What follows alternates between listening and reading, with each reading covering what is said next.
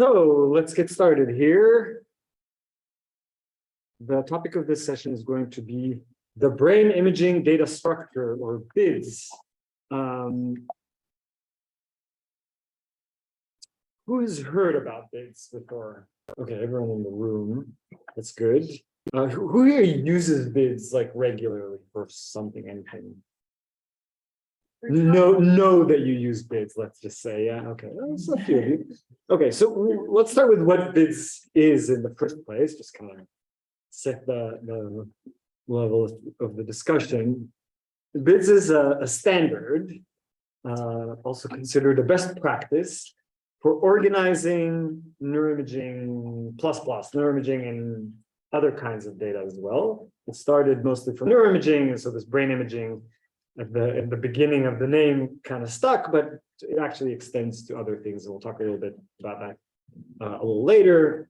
You could also think of it as the document that describes the standard. There's a document, the specification that describes what the standard is, what data sets of neuroimaging data and other data are compliant with this with the standard. And more importantly, maybe it's a community of practice that develops the standard and the surrounding tools around it. In the background of all this are of the FAIR principle, at least 3 different talks, I think, this week, but I'll mention them again. These are considered sort of bedrock principles of doing research that is rigorous and open, although open is not one of these. But it just states that data needs to be findable, accessible, interoperable, and reusable.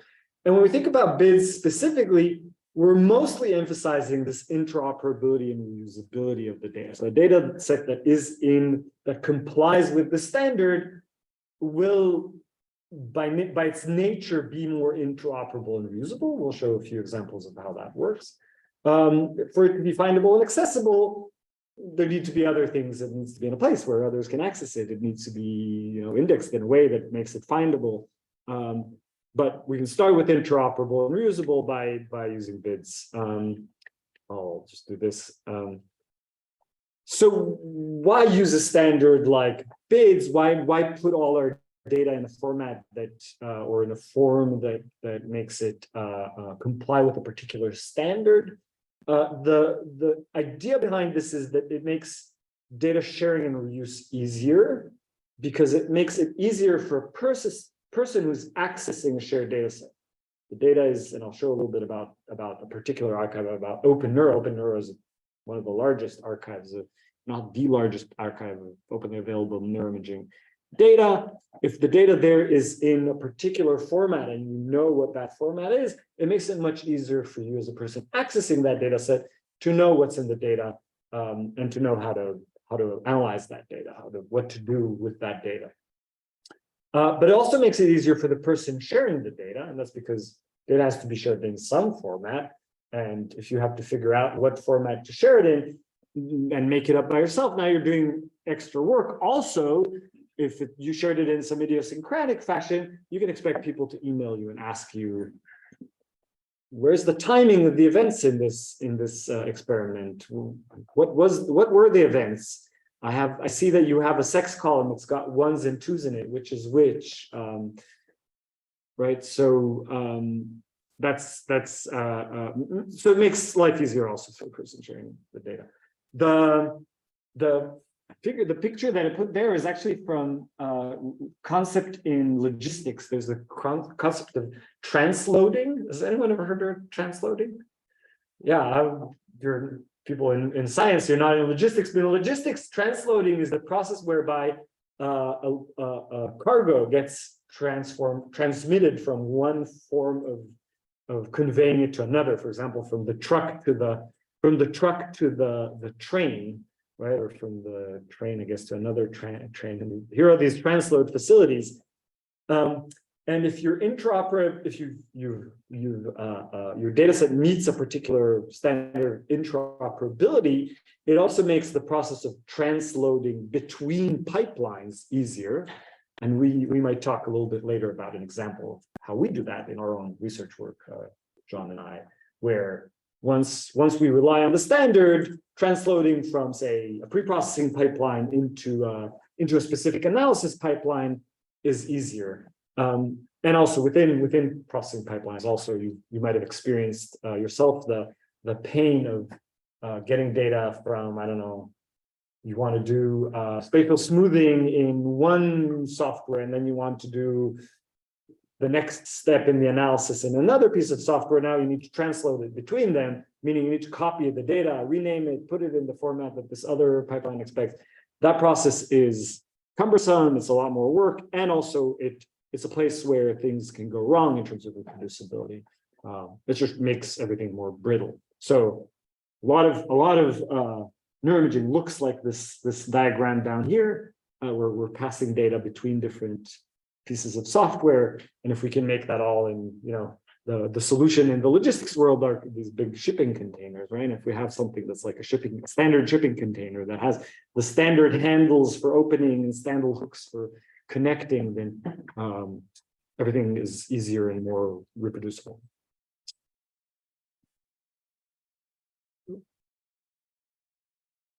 Why is it not? Okay. So once you're working within a standard, you can do also another thing, which is standards compliant data sharing. Incidentally, in many places, that also makes you funder mandate compliant. So it makes it easy for you to comply with the requirements of funding agencies, of journals, and so on. Here's a great way to do that when it comes to brain imaging data. This is the OpenNeuro archive. I think Russ mentioned it very briefly in his talk. We didn't dive very deeply into OpenNeuro. So I'll mention a little bit more about OpenNeuro now. Actually, Russ and his team, Chris Milkevich and others, wrote a paper that describes OpenNeuro that was published just last year. So it kind of gives a snapshot of OpenNeuro at a particular point in time. At this point in time, if you go to openneuro.org, you can find in there data from MRI, PET, MEG, EEG, IEG, and really requirement for a particular kind of data to make it into OpenNeuro is that there is a BIDS description of how that data should be organized, because OpenNeuro, this again from their paper, the more or less first thing that it does in accepting data after authenticating the user is to validate the data to be compliant with the standard. So in order for data to make it into the archive in the first place, it needs to be in the standard. And really the standard historically, it arose from the fact that Russ and his team were interested in data sharing, and they realized that they were spending a lot of time. People were sending them data, and they were spending a lot of time curating the data and organizing it in a particular way. And they realized, oh, why are we doing this work when the people contributing it, we can tell them very clearly how the data should be shared, and then distribute the work out to the people who are collecting the data and sharing it. And also, if we automate all that, then they won't even need to do work. Some machine will do it on their scanner, and we'll all be happier for it. So BIDS is really kind of core infrastructure for things like OpenNeuro to work the way that they work. And it works well, it seems like, right? It facilitates this data sharing. This is, again, from their paper. This is actually an updated, I grabbed from their OSF, an update of this, which goes all the way to 2023. You can see that it's sharing, that people are sharing massive amounts of data there, and both in terms of the number of data sets, the number of subjects. You can read more about that in the paper. And all this data, all these 800 data sets are all compliant, or 800 plus there, are compliant with the BIDS standard. So there's lots of data out there that is BIDS compliant already. And so if one of the arguments for a standard is reuse, then one of the pieces of evidence for reuse is just the fact that these data are indeed being reused.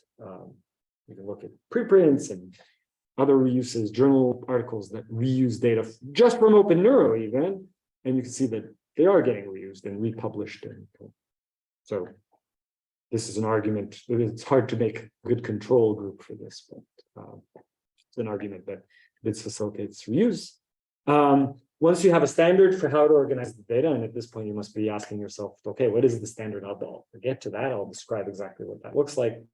You can also build around that an ecosystem of standards compliant software. The problem of transloading is solved by writing these apps that receive as their input BIDS data set and do something with that data set. So there's all kinds of, I think about 100 apps on this website, the BIDS apps website, that are all containerized applications that receive as their input a BIDS data set and know exactly what to do. Once they receive a BIDS compliant data set, they know exactly what to do with that data in order to achieve the goal of that processing. And there's a sort of a very lightweight specification for what a BIDS app needs to do. It needs to be a containerized application that runs on a BIDS. It can receive additional arguments, and you can tell it whether you want to operate at the level of an individual participant or even at a group level. So you can do group level analysis with these kinds of apps as well. And once you have a standard and you know where the data, how to read the data in an automated way, you can start building these kinds of tools. And we'll see kind of a core component of this standards compliant software ecosystem in action towards the end of this session. John will walk you through a little bit of how you can start building these things yourself. Okay, so here's the core idea. This is from a paper that Chris Gorgolewski and others wrote in 2016 that first describes the standard and the specification. The idea is you're doing an experiment on your magnet. You're here on the left side in your MRI center.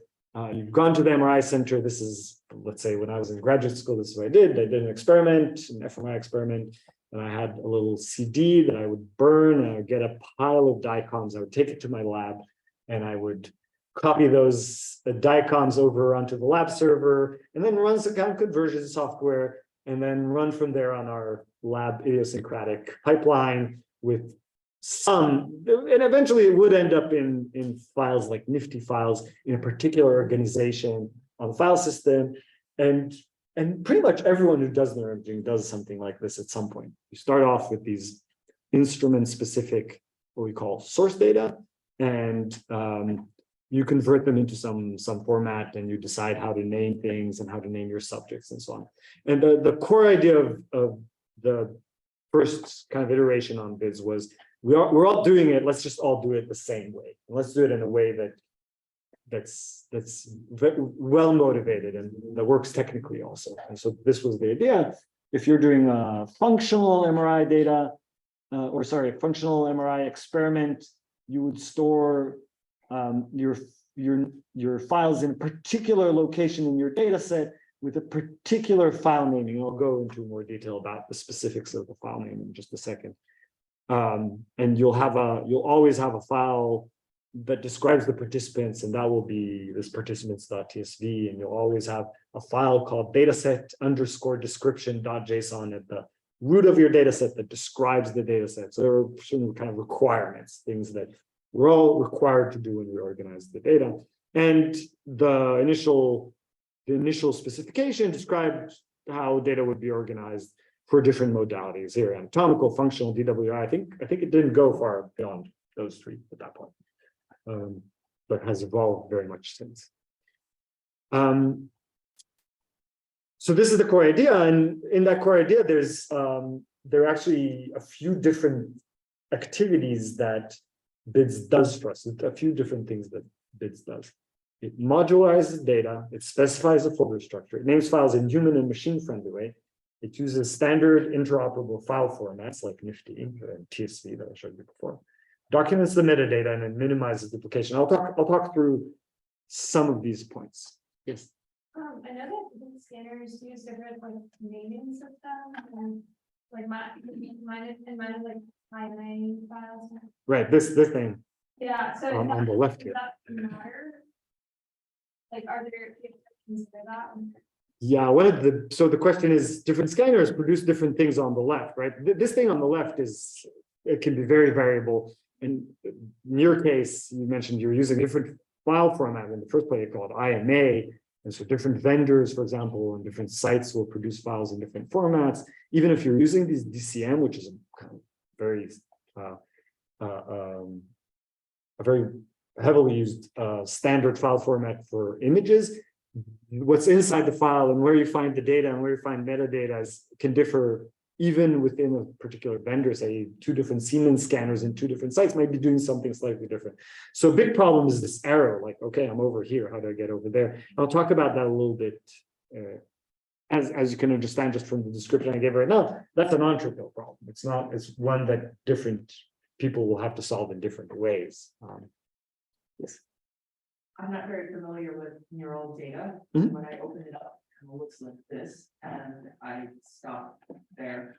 Yeah. Kind of like Yeah. a toy example, what might those be? These things over here on the right. Yeah. Let me, okay, so I'll describe these. Or on the left, it's DICOM is I forget what it stands for, but it's very widely used format for medical imaging. So it applies to not only MRI images, but also images from other biomedical imaging modalities. So it has a very large universe of use cases. And one of the things that it does is that in kind of like the medical setting, it talks to like the databases that store medical images in the medical context, so that a radiologist can relatively easily say, oh, I want to look at the brain scan, like we did a brain scan on this patient on that day, could you bring that up on my computer? So Might that be like patient ID and? oh, this thing here, no, we wish that this number meant anything at all. It's just kind of these numbers here, it's an example. This is an example of what you might see, what you totally would see in a scanner in a typical setting, like when I was in grad school on those scanners, which is often, this is kind of a serial number, like what I scanned later than somebody else, so my number is larger than this other person. It's very directory structure.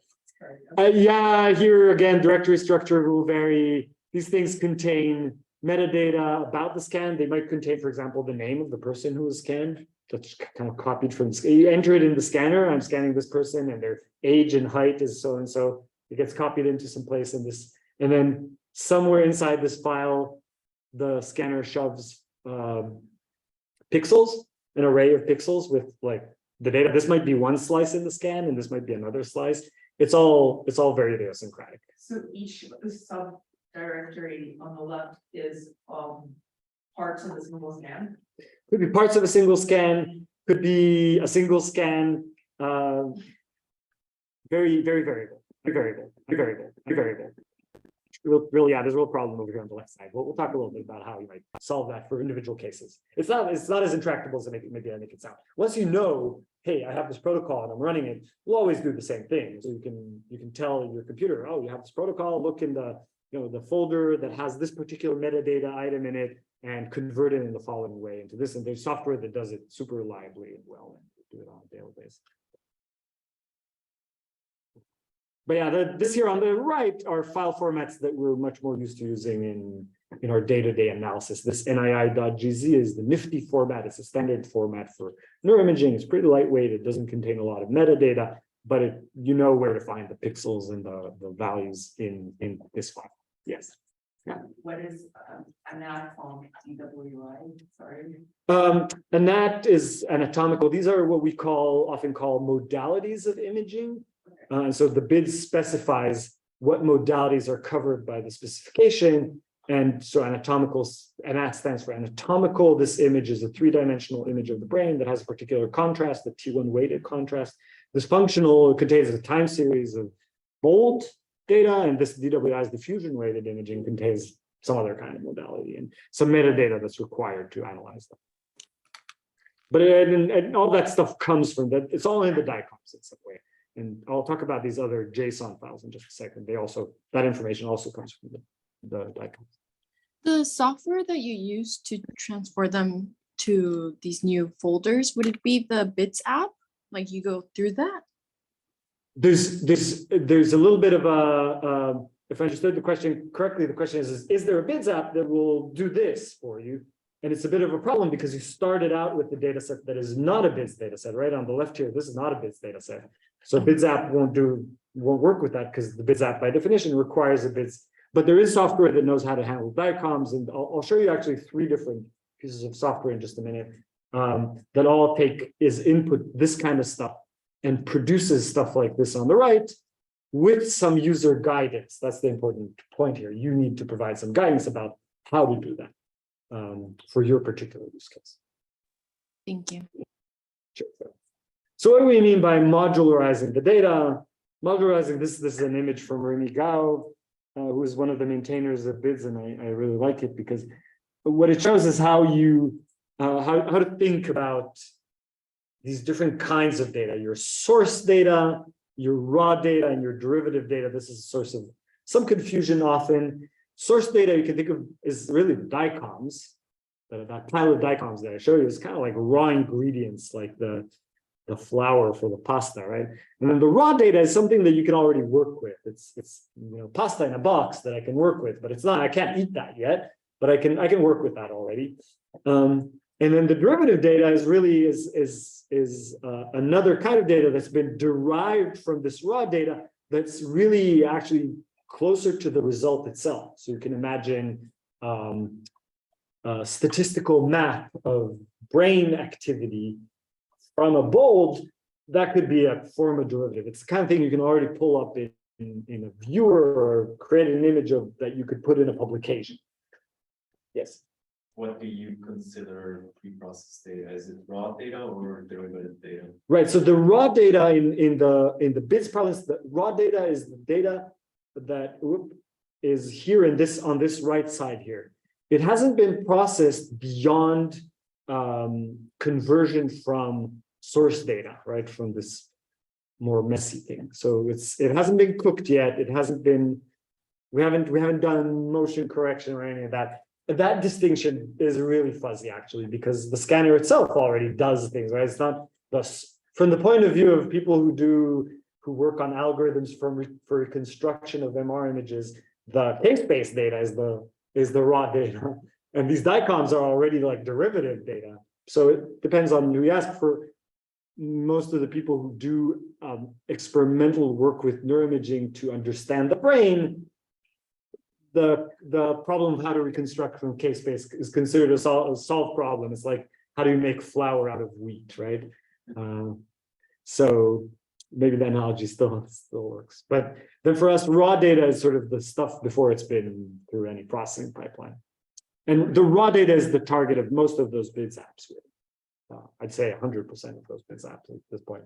Assume that you're working with raw data and they do something like some pre-processing pipeline, motion correction, eddy current correction, susceptibility distortion correction. fMRI is a prominent example of BIDS app that works with raw data that contains these func folders and fMRI data. Okay, so here's what that looks like on disk. The modularization of the data simply means that there will be a folder called source data into which you'll put your DICOMs. There'll be another one called raw data in which the raw data will be stored, similar to that image that I showed before. And I'll go into a little bit more detail about that one in just a second. And then there's a derivatives folder that will include, pipeline 1 and pipeline 2, maybe if you're running them in parallel. You could even nest derivatives within derivatives. You can say I ran pipeline 1 and then I derived from the thing that I did with pipeline 1, I derived this other thing. And so you can nest those in here. And a lot of the specification is really about what happens here with the raw data, about how raw data should be stored. So here's how the raw data, this is actually an alternative for a folder structure. If you only have raw data in there, which is quite common, you might have the subjects at the root level, then you'll have, say, a session for every session, then something like a data type. This actually specifically should actually be a NAT for that data type. So a NAT is a data type, and GWI is a different data type, and func is a different data type, and this is the NAT data type. So you kind of separate things up. and you can see this, there's some level of nesting here, but it's not, too many levels deep. It tries to find a good balance between this and this, where everything is in one place. This one, you can see there's anatomical data in here, there's functional data for different subjects, for different sessions, which makes it really hard to parse what's going on. Instead, the way that GIDS has struck the balance is to say, well, we'll separate data by subjects, and within every subject, we could separate data by session if there are multiple sessions for every subject. And then within each of one of those, we will separate it further by data type, but not go much further than that, or actually not go further than that ever. So we don't end up here in this situation. With the one kind of exception that, as I mentioned, derivatives can be nested within each other. So in principle, if you're deriving lots of, you can end up in this and slightly in this situation if you've got a lot of derivatives. Okay, and then separate folders, like I said, for each subject, optionally session, and for different measurement modalities. I think this is a close to exhaustive list of what we have right now. So some of these, the anatomical, perfusion, DWI, functional, are derived from MRI. There's a behavioral, EG, MEG, IEG are all electrophysiology. Microscopy is in the spec. So if you have microscopy data, and then PET is also in the spec as well. So that defines how these folders get named. Let's dive a little bit deeper more into the file naming. So a few sort of nomenclature issues, and this is from a wonderful website by this artist, Alison Horst, who creates these kinds of images around all kinds of fun things. I recommend looking at it. The snake case, I'll start with snake case down here. Snake case is, this lower snake case is words separated by underscores. I'll just start by saying computers don't like white space in file names. So don't use those. There's when we write code, we sometimes will use camel case for some things. Camel case is first word and lower, and then you capitalize every subsequent word.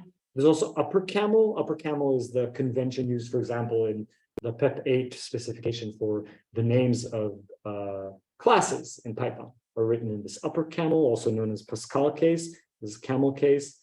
Kebab case is like snake case, but instead of underscores, you get dashes in between. So if you've got to separate words within your file name, instead of using spaces, use either capitalization or underscores or dashes, something like that. Camel case and upper camel can work in code, but some operating systems actually don't make a distinction between upper and lower case. So camel case is out for file naming. So BIDS file naming instead judiciously uses a combination of snake case and kebab case, these two. And I'll show you exactly when those are different things are used. This is a funny, all kinds of things that maybe you shouldn't do, like duckling case, capitalize only the last letter, or bat case, where it's like camel but upside down. This one's good also, snake case but backward, the lobster case. Anyway, we don't use any of those. Instead, BIDS file names are constructed as follows. BIDS file names are constructed or what are called entities. So you'll have you can have multiple entities within one file name, and then there's a suffix, and then there's a particular extension for the file format you're using. An entity is constructed in turn by a key and an associated value. So within an entity, we use kebab case. And between entities, we use snake case. That's how file name is then constructed and also read.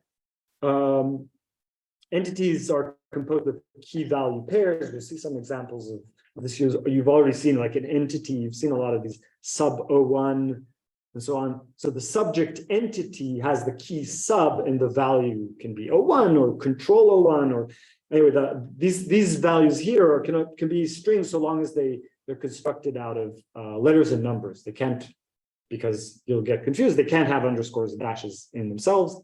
So they can only contain letters and or numbers. And yeah, so that's the anatomy of the file name. So here's an example. Subcontrol 1 is an entity. Task NBAC is another entity. T1 weighted and scans are suffixes. NII.gz or TSV or extensions. And BIDS uses what's, well, I'll come to that in a second, but first I'll show you why this is a good thing. First of all, it's machine readable. So I can write some code, like I have a name or a path to a file. I can give that to some code, and this is actual code from the PyBiz library, that will take that in, will then parse that out to the individual entities. So this maps very well onto a data structure like a dictionary in a programming language. And that then enables a lot of things. If this comes, and it does, and it comes from a controlled vocabulary, the subject always means the same thing, and you can use only sub dash something to signify subjects. Now everything that needs to know about, oh, I'm going to do processing by subject in this data set can kind of follow from that. Or if you need to know, how to process different tasks in a different way, again, it's inherent to the file name, and a machine can read that out. But it's also pretty human readable. You can look at this, and it's not too bad to read and understand what's going on here.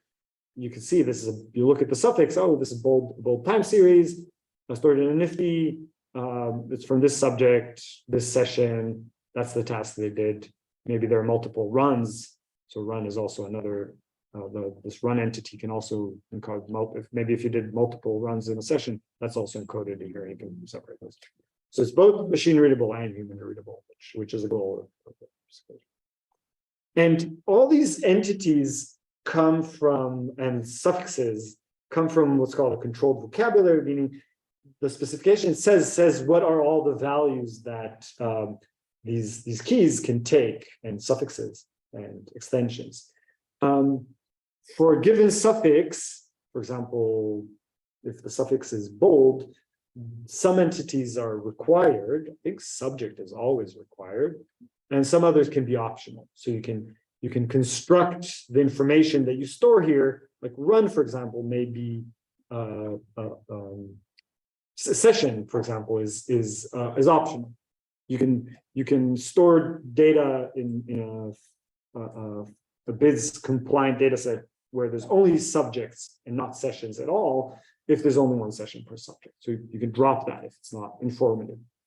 And entities have a specific order in which they must appear in a file. So there's a specification. The specification itself says subjects precede sessions. So and here are some examples of things that can be stored as entities. So another thing that BIDS does for us is that, well, actually, let me pause here for a second. This was a lot of small details. So what questions do people have? Yes.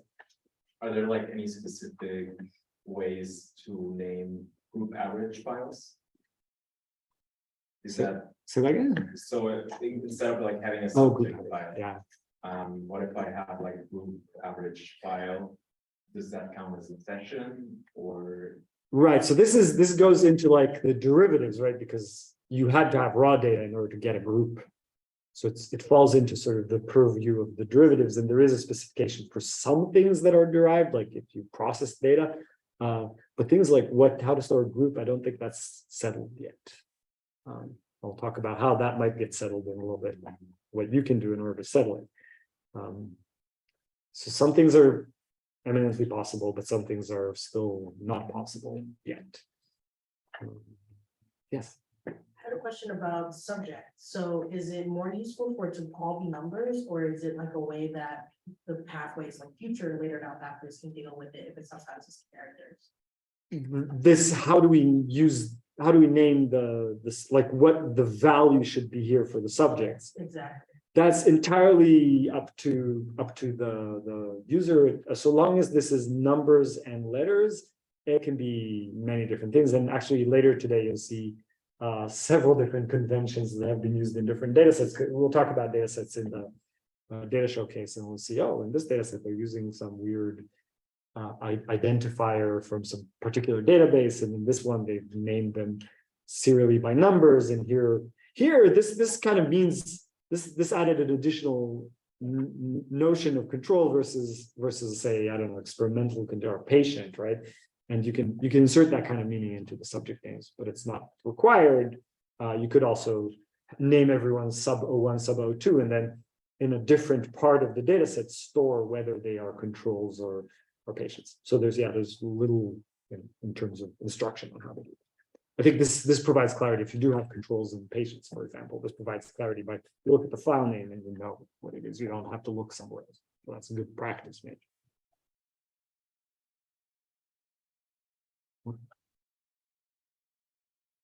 Another thing that is important and BIDS does is uses standard interoperable file formats early on in the development of the spec. We decided to settle on using only the ubiquitous nifty file from the format. To use that one and only that one instead of allowing multiplicity of file names. That's for simplicity's sake. It removes burden from, say, developers who develop software for BIDS from having to figure out how to read multiple file formats. So it makes it simple. Can I ask a question? What do you think about sifting formats? Because It also supported, yeah, that's all supported. Sorry, I should say neuroimaging data for volumetric stuff uses the ubiquitous nifty. And then there's, for surface data, I think SIFTY and GIFTY maybe. Or vague on that. But yeah, and then for other things, of course, like for, and it's very much driven by specific communities, like the IEG community, people who do intracranial EEG. Unfortunately, different amplifiers and different manufacturers of the instruments produce the files in a variety of different file formats, and some of them are proprietary file formats. And so when developing the specification for how to store IEG data, I think they settled on, oh, well, we'll support all these things. And now software developers will have to develop readers for all these things. And part of the process was developing open source software that does read all these different things. So that's why M&E, for example, reads, you saw a whole alphabet soup of different platforms. Tabular data storage in tab separated value files, which makes it a little bit more human readable than CSV, but also sometimes in CSV, rarely. And then metadata is stored in JSON files, and we'll come to the metadata in just a second. There's a whole bit here that I've left out, which is how to describe the data in metadata. But that's stored always in JSON files. Here it is. Okay, speaking of metadata. It is recommended that each data file be accompanied by a sidecar file that contains metadata. So let's say that you have a table here that describes your participants. It's got participant ID, it's got sex, and it's got age. This file should be, it is recommended, and in some cases required, that I don't know for participants if it's required, maybe it is required for participants .tsv, that alongside, in the same place that you save the participants.tsv file, you also save a JSON file that then describes all of the things. Participant ID is encoded in a spec, and we know what that means. That is going to be the value associated with the sub key and those other file names. But age, who knows what that means? So there's a description, it's the age of the participant, and the units, years. So you know that this is not months or days or something else. And then sex describes the sex of the participant, and there are different levels for this one. And this really encodes what those different levels be. So this metadata helps you then read out the data. And this is a very simple case because I've shown you some text-based data over here and some and a JSON dictionary that describes this. I should pause and say JSON is JavaScript object notation and is a kind of well-defined format that stores objects in a way that the JavaScript language understands them, but not only. This actually maps precisely onto Python dictionaries as well. So if you took a JSON file and you ran it in Python, I think always it would become a dictionary in Python. So it's relatively straightforward to read it in multiple languages into entities into data types that behave like Python dictionaries. That's implemented in many languages. So this is a good format to use for this kind of metadata, and can become complex. You can store lots of things in there. In the case of neuroimaging files, you'd have like a nifty file over here, and then you might have a JSON sidecar for that nifty that contains lots of metadata that you need in order to analyze this. Imagine, for example, nifty that contains bold time series. One of the things that you want to know in analysis is the repetition time, the TR. So that would be stored in this JSON file. because it's not stored in the Nifty file usually. The Nifty file stores very little metadata about the file, and you need to know a lot of metadata in order to do proper analysis. So repetition time, sometimes the timing of the individual slices, and other metadata that comes from the scan itself. So storing all that metadata makes the analysis go better. If you don't have some metadata, you might have some ambiguity about how to analyze the data. What questions do people have about metadata?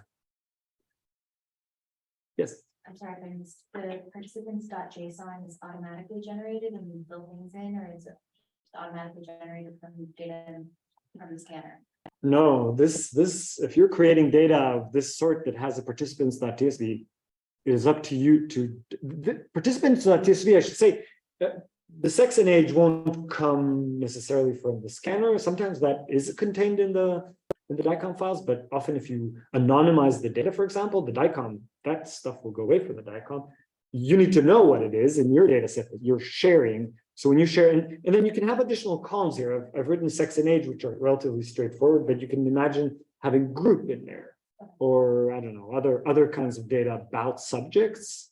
And then that all needs to be described in here, and it is up to you as the person sharing the data in order to make that data useful to describe what each one of these columns stands for, what are the values, units, and so on. So you'll need to write this file for users. For the NeuroImaging files, a lot of the converters will automatically convert metadata that stores in the DICOM files into these JSON files. So in a lot of cases where you're working with NeuroImaging data, you won't need to write these. Instead, some software will write that for you. Okay, so one of the things that BIDS does for us, I'll just mention it, and I mentioned it before, is automatic validation. So one of the nice things about this standard is that all the things that I mentioned before that it does for us, you can tell very easily whether you look at a folder, whether it does this for you or not. And that's by running it through a validator that looks and sees whether it's compliant with the standard. The validator encodes all the rules that are in the standard.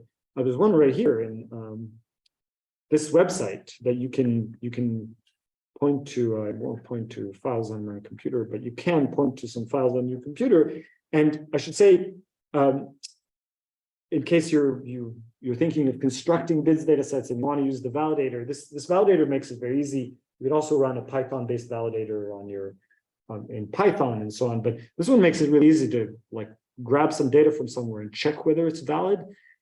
It will put up a warning that it's going to upload data to the web, and you should trust the person. That it doesn't. The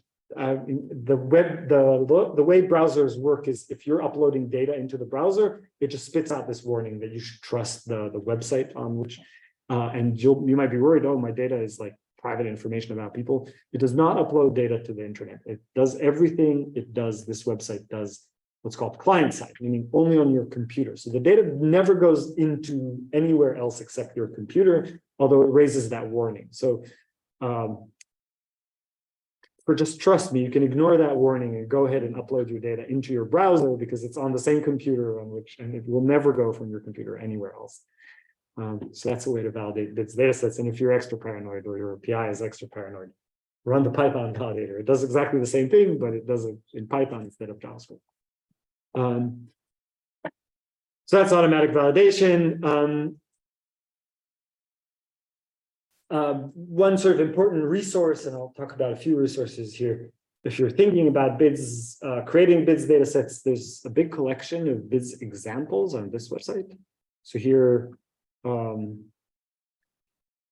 there's lots of explanations at the beginning, but then there's a big data set index of different modalities. Here are some EG data sets, IEG data sets, MEG, microscopy. So let's say that you have some microscopy data and you want to see what that looks like when it is BIDS valid. You can go to this, I guess, a scanning electron microscopy data set up here. And it's all these examples are stored in a big GitHub repo. And maybe we mentioned it, maybe we didn't. Git and GitHub are not great for tracking data. In fact, like a microscopy data set is ginormous. So how does this work? It works by putting in here all the valid file names, but each one of these files that is supposedly a data, some scanning electron microscopy data is actually 1 byte in size. So there's no data in here. There's only file names in this examples repository, and there are lots of examples, data sets here, but no neuroimaging data whatsoever. It's mostly just file names. Again, this thing is 0 bytes in size. It's just a file name. So the idea behind this repository is to show you how to lay out files of different kinds. Yes. Maybe this is not specific to bits, but should we upload our data to GitHub if we're like publishing our study? No. No, and so this is kind of general Git and GitHub. Git is very good for tracking text-based data or text-based file formats, I should say, maybe not even data, like code, or like if you're writing a manuscript in some text-based, like in Markdown, will be very good for tracking that. Is not great for tracking binary data. And it'll be really, really hard to track binary data. Let's say some change happened to that binary data, some byte somewhere in that binary data changed. It'll say this entire row changed. Now I have to sort of write some more information. So it becomes really unwieldy, and also GitHub just won't take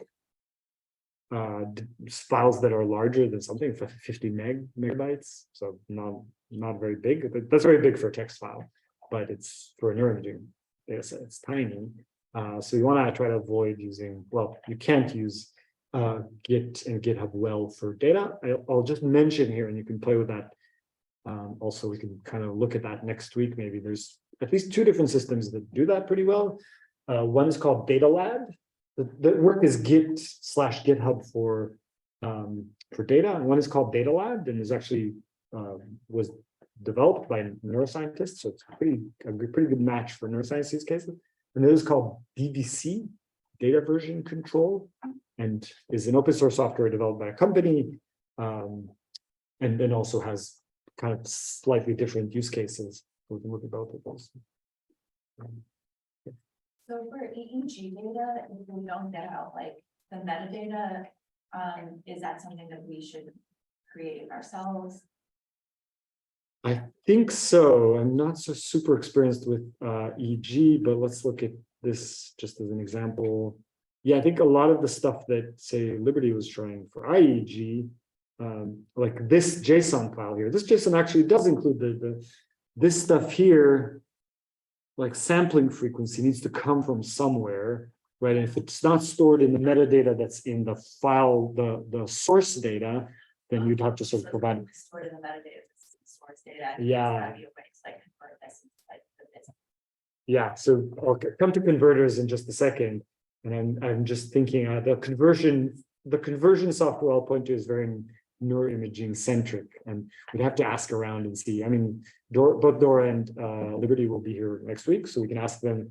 And Dora has done a ton of work in the BIDS context on IEG, so she would be great to talk to about how to get the metadata from it. Okay, cool. Okay. Yes. Maybe it's a question that can be answered later, I'm not sure. But so far, how I was using bits as I was, so I was transforming the data from DCM to the new format with this DCM2 mix, which was kind of generated also the JSON as well. Yep. So then I have all the technical metadata in the JSON files, but none of the participant ones. And then I left it that way, and I continued with another project that way, and then kind of like having my own participant data on the side, metadata on the side. So just participant patient names, etiologies, etc. And then I just don't know what is the best solution. For example, when I need to remove some of the images just to reduce the file, is it always a good idea to put everything in one recent file, or how to go about it? I'm trying to think what's a good, so some metadata that's stored in the DICOM files is data you absolutely do not want in shared data set, because right, it's the name and date of birth of this person, right? It's like identifying information. So you need to anonymize that before it goes into the JSON. I think information about the participants and information about the images can be clearly separated, right? Distinctly separated, right? If you have information about the subjects, which may include personally identifying information, that could be stored in the participants.tsv file, and metadata about that will be in the participants.json. And then the neuroimaging file will only be linked to that through that subject identifier, right? And contain none of the identifying information, instead including only metadata about the images, not about the subject. Does that distinction make sense? And then when you're sharing that, now you have to censor only in one place, which is just the participants.tsv, and there you have to be really careful. But if you use, I think a lot of the software that does this conversion tries to be really careful about anonymizing, to the point of I've run into situations where it anonymizes things that, like, it anonymizes metadata about the images also, just to be extra careful. It's like, there's a field here, I don't know what it is, I'm going to anonymize this thing, I'm going to delete it. So sometimes we lose the p-values and b-vectors for diffusion data because they're stored in various weird places, and the anonymization procedure just removes it because it's like, I don't know what this is, it looks like numbers, maybe it's somebody's date of birth. That's not to say you'll always be in that case, and you have to be really careful with identifying. So maybe on the GitHub, there are examples of this participant as we file because Yeah. it's not, we so should do that. basically it can contain all of the subjects metadata inside. So I thought it was just, a file to say which columns we have from the metadata, but it actually makes sense.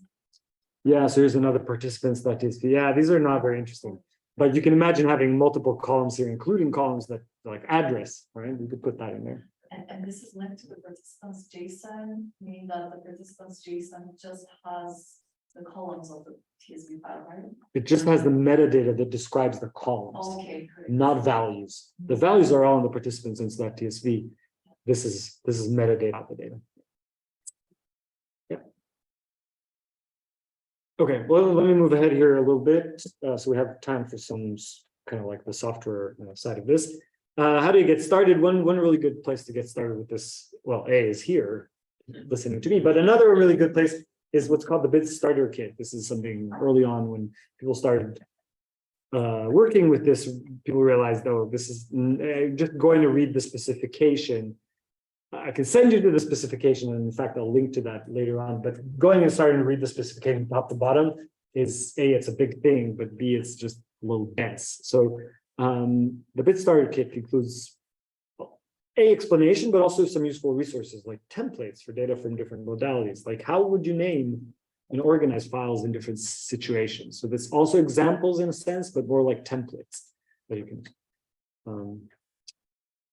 Okay, so I mentioned in the beginning that the BIDS is a specification, it's this document, it's all this ecosystem, but really it's also a community, and it's not going to be a community unless it gets you involved in it. So how can you get involved? First, start using BIDS with your own data. It sounds like some of you are starting to do that, and some of you are thinking about how to do that, and hopefully this helps clarify it a little bit, and if it doesn't, we can spend more time with that next week.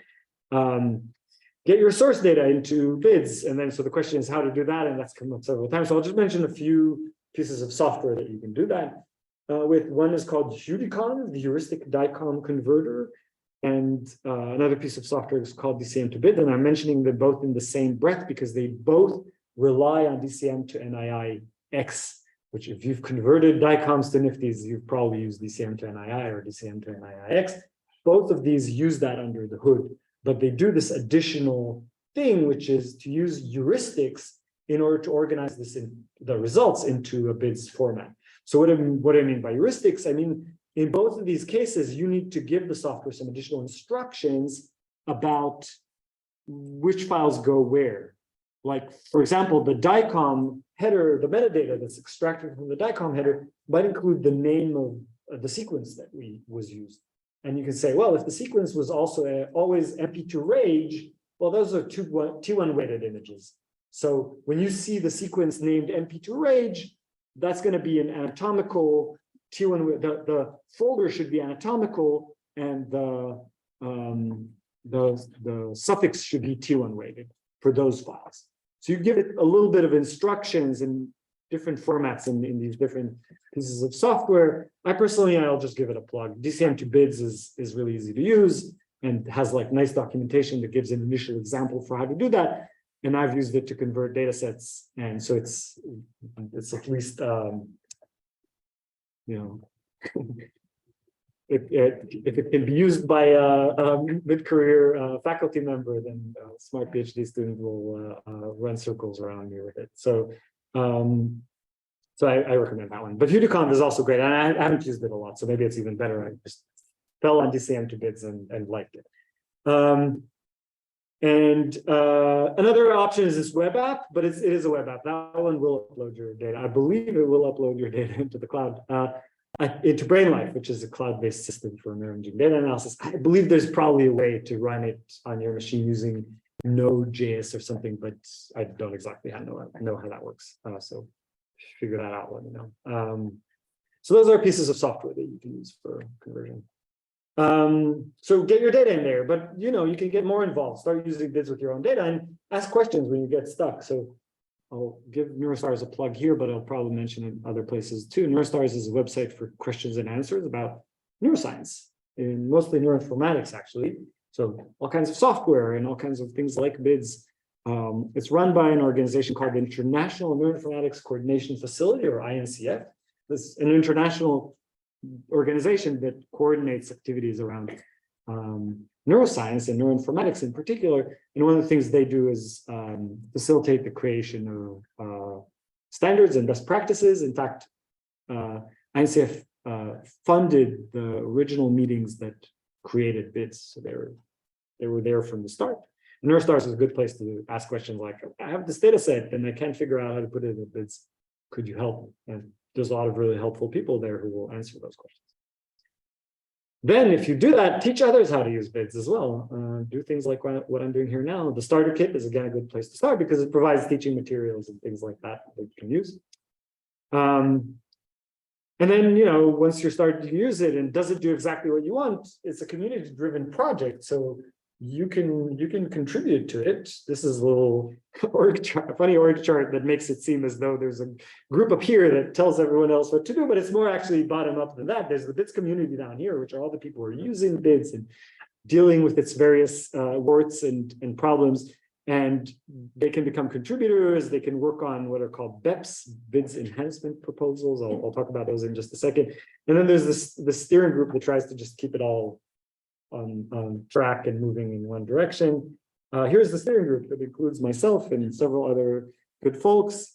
And yeah, it provides overall direction, it helps facilitate decision making. It's elected by members of the community, so people who contribute to bids and are involved in the bids community can vote for who they would like among the people who stand up for elections. People self-nominate or nominated by others. I think you have to self-nominate, because if you're nominated by others and don't want to do it, that's not great. And then each member of the steering group serves for 2 years in non-overlapping terms. So you see there are some past members, including Russ and Melanie Gantz and Christy Whitaker. And in this fall, I believe that Robert and Guillemar are going to rotate off the steering group. And so, consider running to be elected to the steering group, or find your favorite person who should be on the steering group to come and join this wonderful group. If you are actually interested in this and want to hear more, then let's talk about that. I'm happy to tell you what it's like. In addition to the steering group, there's an important group of people who work day to day on bids maintenance. The maintainers are sort of committed. They say, I'm going to work 2 hours a week on bids. And they do a range of different activities, including development and maintenance of the spec, writing the thing and making sure that it's internally consistent and that the software that depends on it works the way it should. Documentation of how to do this, and then community management. It's a big, sprawling, complicated community. Often their work is funded through grants related to bids, or they're working on bids because it's part of their job, like wherever they are. These people, a lot of them are software developers in various projects, or people who work in specific projects that heavily rely on bids. And so part of their work is to work on bids. And it's not limited in size or term. Anyone can join this group, hint, hint. So consider if you work with bids and you enjoy it and you want to work kind of regularly on it and get acknowledged for the work that you are doing regularly, you can join this group. And it's a great group also to get mentorship on how to work with this, because a lot of these people are really experienced. And then there's the larger bids community. More than 200 people have contributed in various ways, including writing parts of the spec, software related to it, teaching materials, organizing events, raising funding, all kinds of things. So if you want to get involved, you can do any and all of the following things to be part of the community. And maybe you're already doing part of this.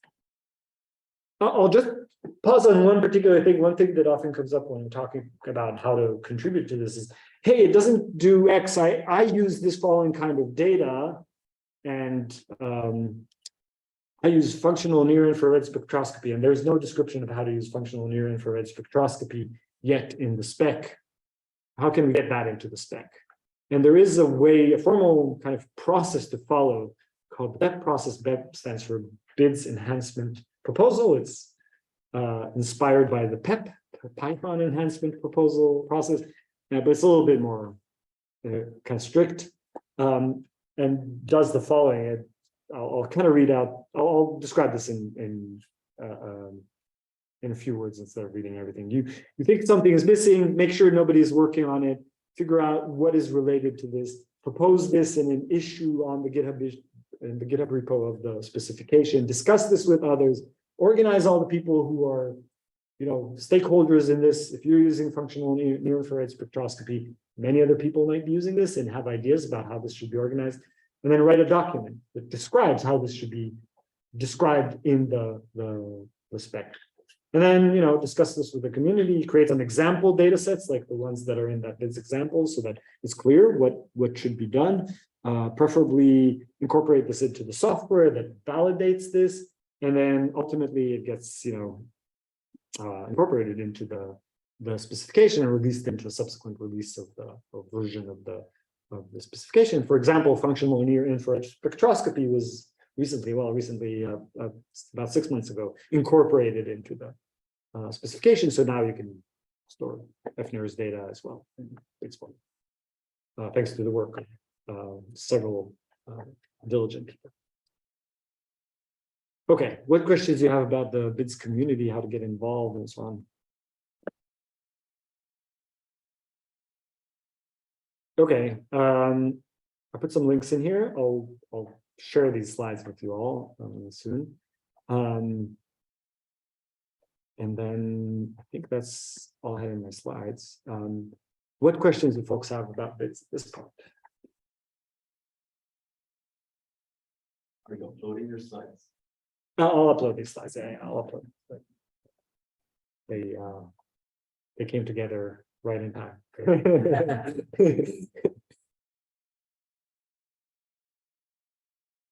Okay, so I'll pass this on. So one thing, in the context of the hacking that we'll do next week, one thing you might want to do is work with bids datasets. And there's a particular piece of software called PyBids, which facilitates work with bids datasets, like a lot of the stuff that we talked about, like this machine readable stuff. PyBids is the machine readable software to do this with. So I'll go to the hub and then I'll pass this on to John, who works on a software called PyIQ that our lab creates that is bids aligned. It's not a bids app, but it works with data that has been processed by other bids apps and then does various things. So he's very familiar with how it works through that, and he'll walk you through some PyBids stuff. I'll get you to the right place here.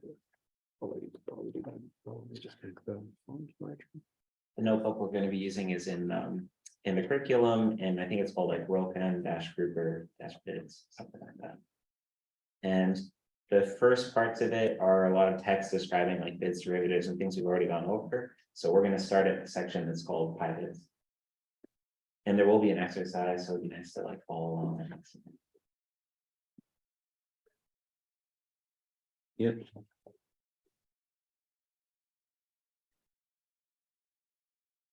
All right, so the initial part of this tutorial is things we've already gone over.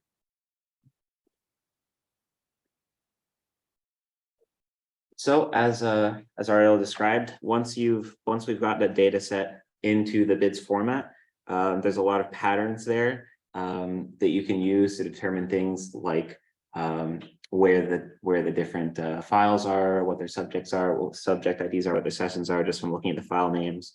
So it makes sense to have a software called PyBids in this case that can automatically read all of these files and tell you the useful information. So we're going to be going over an example of how that works in practice. So this line is a pretty typical way you start out using PyBids. You're importing this thing called BIDS layout. And here we're going to get some test data. And this test data, it has this data set DS005. And so that's the full bid path there. And all you do is pass this bid path into BIDS layout, and it will create a layout. And when you print the layout, it gives you some basic information like the path to the BIDS directory, the set number, set subjects, sessions, and runs. And then once we have this layout object, we can make a series of calls to a method called get. And in get has a variety of keywords you can pass into it in order to index into the different files in the BIDS data set. So here we can imagine that we want to find in this entire BIDS data set any file that is an anatomical image, the T1 weighted image. And we want to specifically look for T1 images from the subjects 01 and 02. And then we're asking it to return this in the format of a file name. And so then what PyBids is doing under the hood is it can go through this BIDS data set and look at the file names and see which file names correspond to subjects 1 and 2, which suffixes have the D1 weighted, and then it returns these paths. So this is particularly useful if you're like writing your own software that you can apply to BIDS data sets.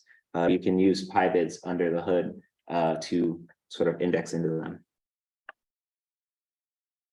And then here we have another example. In this case, we're looking for subject 3 with the suffix bold. And you can see that this subject 3 has a few different bold sequences that we'll run on it and put into different files. So it returns a list of files.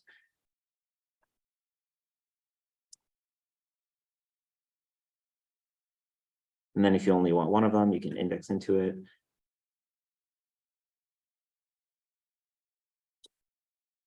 And so here we've grabbed one of subject 3's BIDS files, and you can call this method get entities, and you can see all the information that's associated with that from the file name.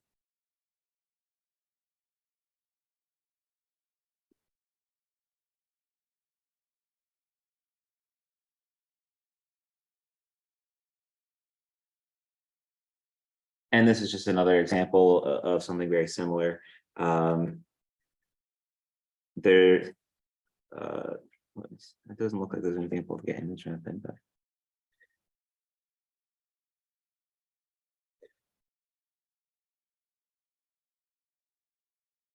yeah, here we're finding the TSV file associated with this file we were looking at earlier from the bold image, and printing some data from that.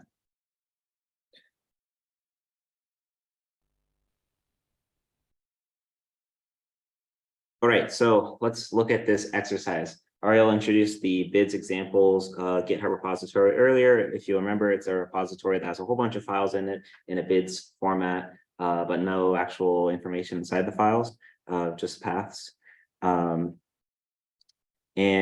here for this exercise, I have some code here, which will clone that repository into your session and then start a layout that's pointed at that repository. And then the exercise is to do things we've been doing above. So in particular, we're going to figure out how many subjects are in the study, print all the paths to fMRI acquisitions, and then look at only fMRI in acquisitions that are doing the single task weather prediction and specifically only from the second run.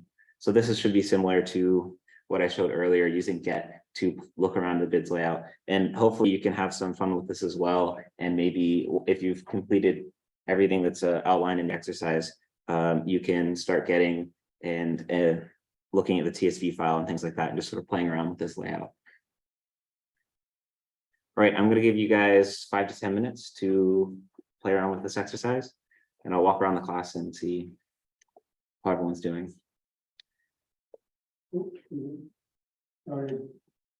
You're putting it in phone. Yeah. Yeah, so when you run this first L, it does have to download the whole bids examples if you haven't downloaded it already.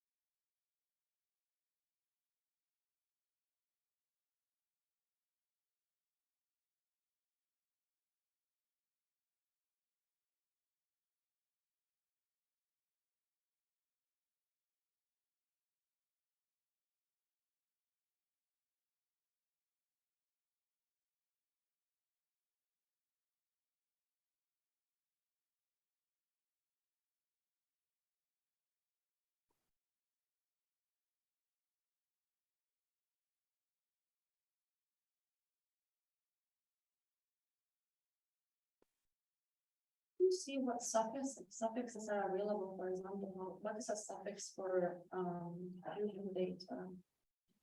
For diffusion data, it's usually, I think, DWI. For fMRI, in this case, it's usually bold. That's a good question, how to see. Something that this data set has diffusion. I think you're, It's a bit different. I think you're right that it doesn't have diffusion. So for the exercise, we'll look at the fMRI, which is, I think the suffix is bold. Mhm. There is a way to list all the suffixes. Let me see if I can remember it.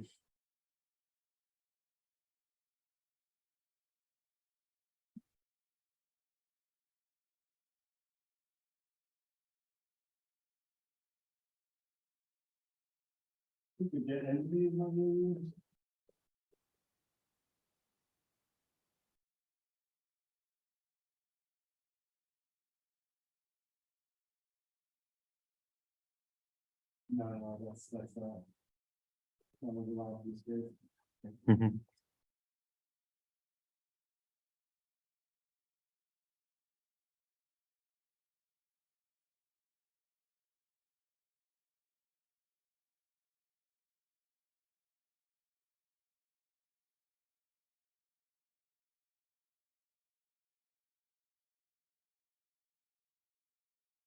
One thing you can do is call .get on layout, and it will show all of the files in the data set, and you can sort of look through what the suffixes are. Sorry, can you repeat that? One thing you can do is do layout.get with no arguments. And so there's no arguments to filter the data. So it'll just show you every single file in the data set. And so then you can look at the suffixes.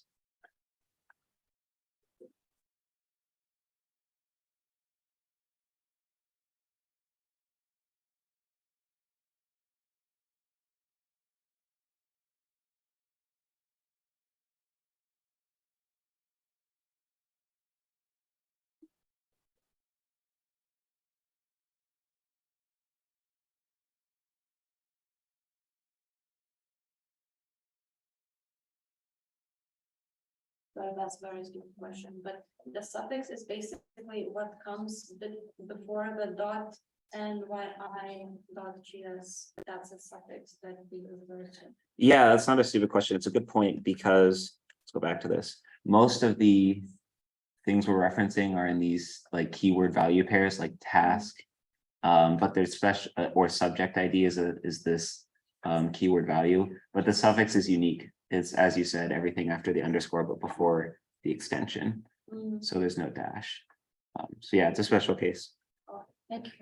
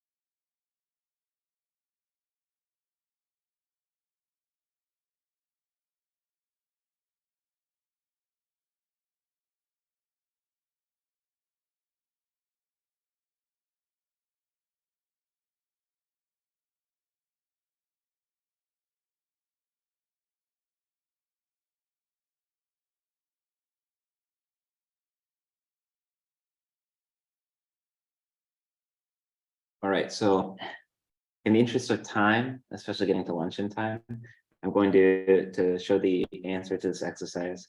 I probably should have had you guys download the repository before I started talking so that we have more time, but that's okay. So I tried to hide the answer, but if you click this show answer button, it should show the full answer, although it's not tabbed appropriately, apparently. Copy this over. Go over it.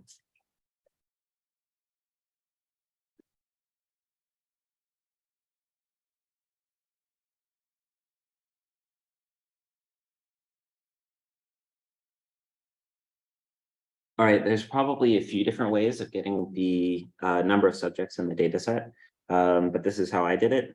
Layout.getSubjects will get you a list of subjects, and then you get the length of that list and print it. And then we wanted to print all the fMRI acquisitions. fMRI acquisitions have the suffix fold and the extension nii.gz. So we just use a layout.get command on that and get a list of bold paths. And then in a for loop, I iterated over these bold paths and printed their file name. So down here, you can see the results of all this. The number of subjects is 14. And then I printed all of the names of the bold images, and there's a lot of them. And then the next assignment was print only the ones doing single task weather prediction from the second run. And again, we're using this .get function, and this time we're passing in the task and run we want. And when you run that, it should look like this. It gets from all of the subjects only the files that are associated with the single weather prediction task and the second run. So you can see all the different subjects, and the rest is the same. All right, before I move on to showing how this is used in the software that I write, PyFQ, any questions so far on this content? Yes. Is there a way to put this data similar to a JSON file, you could index in by a key? Oh, can you elaborate on that more? So like a dictionary, or? Yeah, I was trying to find a way to iterate through the patients. I saw you use get patients, but is there any way to say lay out some patients? Oh, I see. So instead of returning like this massive list of bold files, you could like say .get bold and extension, and it would return maybe a dictionary. Is this not similar to a dictionary already? Like the layout is similar, but I can't access entry the same way as I would. Yes. Well, I guess one of the ways it's different than a dictionary is there's multiple like keyword value pairs. Like you could first ask which are the files that have a specific task, and then ask which are of a specific subject. But it's like not inherently, like you could also first ask which are of a certain subject and then ask which are of a certain task. You know what I mean? Like it's not exactly like a JSON file in that way. Yeah, this is this .get function is I think the main workhorse of the PyVids library. There might be a better way of doing it than just returning this massive list, but that's what we have right now. Is it a graph on the back end? Is it like a relational? I don't know how they implement it under the hood. It's a good question. Yeah.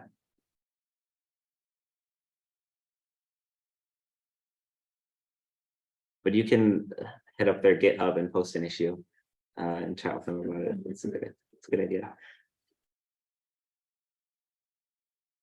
Right. Any other questions? Do you have anything to add to that, Ariel?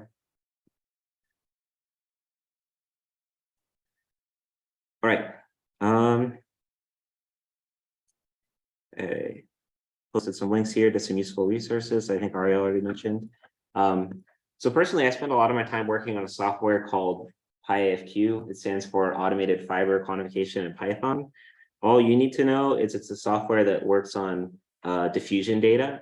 In particular, we expect diffusion data that is already pre-processed. And we usually expect a BIDS data set. So you've got your BIDS data set, you've already converted it from dichroms, and then also you run some other pipeline on it. And that other pipeline has generated in the derivatives folder some diffusion data that's been pre-processed, like motion correction and things like that. So what does that look like in practice? Oh, this is just an explanation of what I already explained. Here we go. So in practice, one of the benefits of this is when you want to run our software, all you really have to do is these few lines here is pass in a BIDS path. So just like when we instantiated BIDS layout earlier, we passed in a BIDS path and then we could call .get and look at all the different files in it.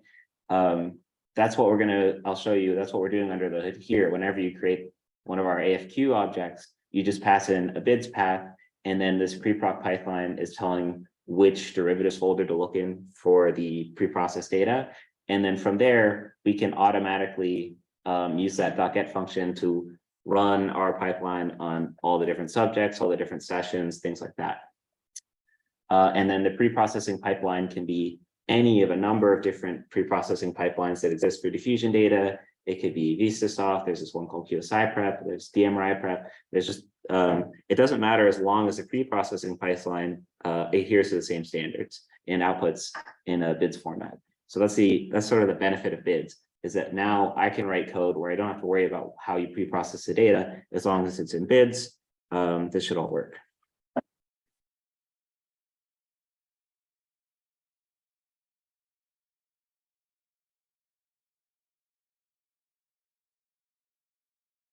All right, and then under the hood, as I said earlier, this is a call to BIDS layout.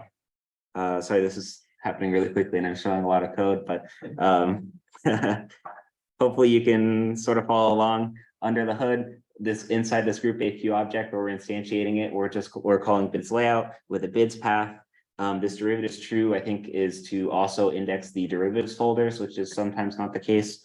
Oh yes, sorry. Of course. Let's get rid of this. That's good. It's good. Is that good? All right.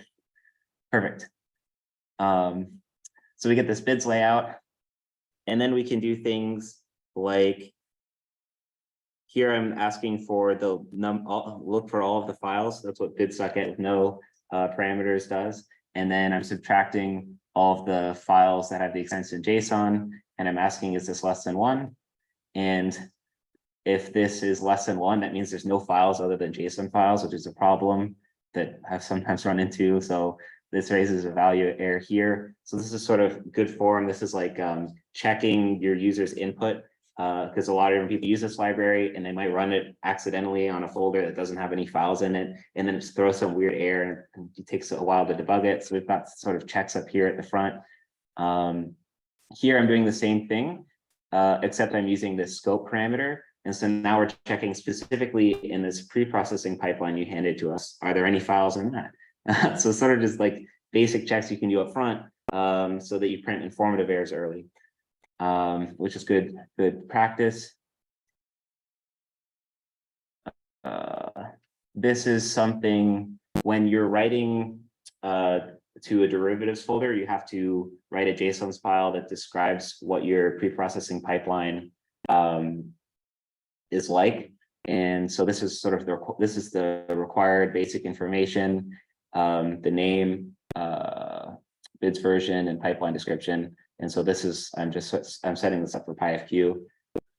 And then ultimately, let me see if I can find it. Oh, we use the BIDS layout. Oops. We use the BIDS layout to get a list of subjects. And then we're going to iterate through this list of subjects. This is just checking if the user passed it in specific subjects they want to run or not. But if they didn't, we're going to iterate through all the subjects. And let me see if I can find the correct line.